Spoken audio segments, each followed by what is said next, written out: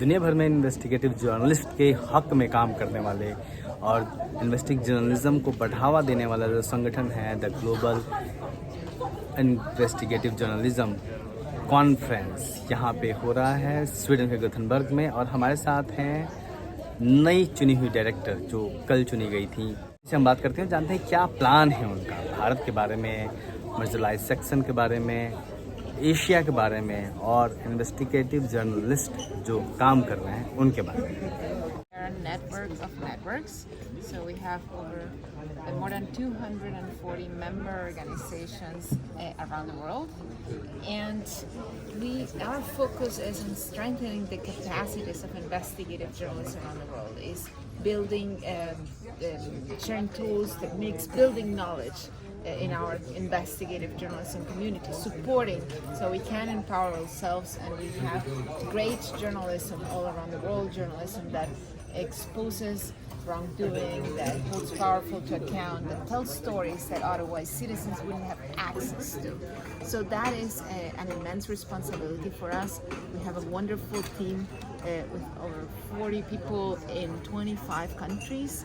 We have regional editors that also help us connect with our network in many parts of the world, and also we work in different languages, so we produce content in many different languages so that it reaches communities of investigative journalists that don't necessarily speak English and otherwise wouldn't have access to materials on how to do investigative journalism, what are the tools and techniques. Because it's not only enough wanting to do it, we need to professionalize ourselves in terms of the techniques, how we address and overcome challenges, how we do the investigations, how do we think about working with sources, how do we fact check, how do we tell the stories, how we get access to data. There's so many different elements to it, and then how we collaborate. So we connect our community, we're a key connector of the networks, and then by doing so, we empower our investigative journalism community. Next question is that this year the selection is in the depressed class people, that we are from the India, the marginalized class people has come here selected as a fellow. So is there any future process will be for the women and plus depressed class people in the GIJN? Yeah, and on that note, like you were asking about women in investigative journalism, GIJN has actually a great program that was started by our deputy director and program manager like Emilia and Ann Koch, that it has existed for a while, that is called GIJN Women, that has been focused on strengthening also the capacities of women who are working on investigative journalism, sharing challenges but also resources on that are addressed and faced by women in different parts of the world, and different realities, and it has helped strengthen our capacities and also expand our network. Because when you get into different aspects, like investigative journalism can be very complicated, and that's for everyone, Yes. India is the new chapter for GIJC. So do you have any plan for India, because India is the big democracy and lots of people is working different caste classes there, most of diversity is there? Yeah, well, actually, one of our board members is from India. Yes. So he's Syed, and he also, of course, brings all his expertise and knowledge in the country, and helps share, of course, what are the needs, and well, we have our regional editors, our Hindi editor too, that is wonderful, and then with that combination, and of course being in contact with our community in India and in Asia in general, of course we will help advance our work. So we need to understand, and we do have great content, right, in Hindi. Deepak is great, is our wonderful editor there, and we'll continue generating resources and materials, and with the knowledge of our regional editor, our board member, and our community there, we will continue advancing in the programs that we're doing, the content that we're producing for the community that is connected to India and Asia. What will your 5 new plan as a director? Wow, that's a great question. So we'll be working on that. We're doing a survey now after today it ends our Global Investigative Journalism Conference, so we will continue seeing. This is a great place for us to gather what are the key needs of our community. Some aspects and elements that we have already been thinking about are tied to, for instance, leadership, and training editors, that there are people to support also the investigative processes. Like, we also will continue doing all the trainings on the reporting processes, the tools, techniques, other aspects related to journalists in exile, data, technology. So there are many areas for us to grow and come, and aspects in how we do training, help partner with academia too. So there are many areas where there are great ideas, where we can make a difference. So we are listening a lot, and then we'll be planning more of what are we going to do in the next years to come. We'll continue, of course, our programs. We have, I've been mentioning already, our regional editors. We have a help desk. We also have a resource center.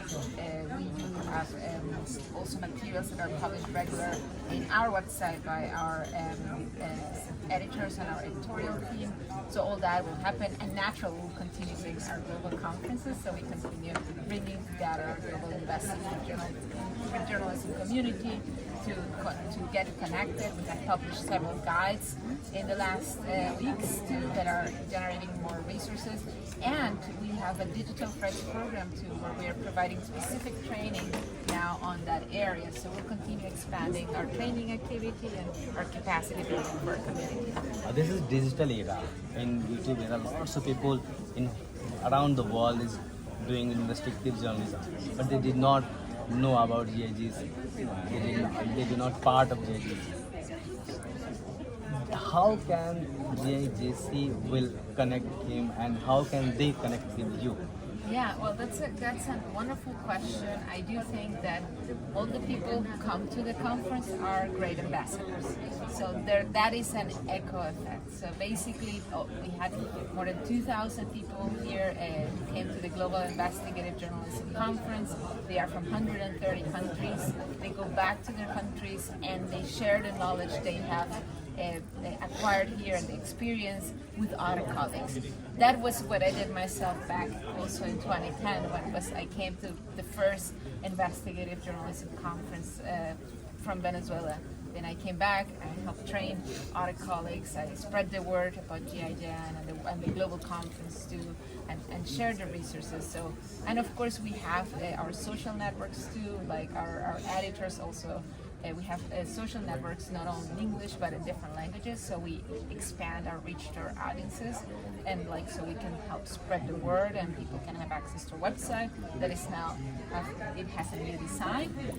But it's an echo effect. It's the power of networks. So we hope and expect also the people who attended here to spread the word and help us reach others, as we will continue, of course, using our regular channels to reach our communities in different parts of the world. What are the plans for Asia and Africa? Thank you, sir. Oh, that's we will. Asia and Africa are central, of course, to GIJN, and we have regional editors there. We have some programs already ongoing on advisory services in Asia, with some newsrooms in Asia, and help advance and expand their capacity with mentorship, with coaches. We also have some programs in Africa to help advance also aspects on building curricula for investigative journalism. And there are some other areas that we are exploring, but naturally we will be working closely with our communities there, with our network there, to continue developing programs that are adjusted to the realities and needs of the regions. And at the same time, we will make sure that the materials, resources that have been generated, that we are gathering also from spaces like the Global Investigative Journalism Conference, are shared with our network there, and we adjust also materials that are connected to those realities. We'll be present at the African Investigative Journalism Conference, to be held now in November. We'll be sharing there also the materials and lessons learned from the Global Investigative Journalism Conference. We'll be very active there and connecting also with our African colleagues, and we'll continue exploring what are our next steps towards Asia. We have had some Asian conference already in the past years, and we will continue working on the next steps for both Asia and Africa too. First step. First step for me is listening. We need to listen a lot to then plan and then act. After this conference, we are feeling like GIGC family. Yes, Okay, of course. so what can we do for betterment of GIGC? Well, we actually, as it's a family, as you say, we want everyone to be present. So we want you to share what are your needs, what are your thoughts, if you have ideas, areas that we're not covering that you think where we can improve, be better, provide new resources, training, materials. And also if there are people who need your expertise, we will connect them with you, and we expect also that generosity is part of the spirit of the network, and if you can share also your knowledge, that is super valuable, your experience with the network. So it's we empower ourselves because everyone has different knowledges and different skills, and combined we're stronger. तो ये थी GIJN की नई director एमिला, जिन्होंने south Asia में किस तरीके से और जो वंचितों की पत्रकारिता है, जो इन्वेस्टिगेटिव पत्रकारिता हो रही है, उसको किस तरीके से GIGC सपोर्ट करने वाली है उसके बारे में बताया। साथ ही यह भी बताया कि किस तरीके से जो लोग इसका हिस्सा अभी तक नहीं बन पाए हैं वो इसका कनेक्ट कर सकते हैं, क्योंकि एक बड़ा ऑर्गेनाइजेशन है दुनिया का, और जिस तरीके से भारत में तमाम लोग इन्वेस्टिगेटिव जो जर्नलिज्म कर रहे हैं और उनको जिस तरीके से कुछ ग्रुप्स द्वारा और कुछ सरकारों द्वारा फिर उनको टारगेट किया जा रहा है, वो किस तरीके से बच सकते हैं, किस तरीके से जुड़ सकते हैं, उन तमाम बारे में बताया। तो यहाँ स्वीडन के गोथनबर्ग से मैं अशोक दास, दलित दस्तक।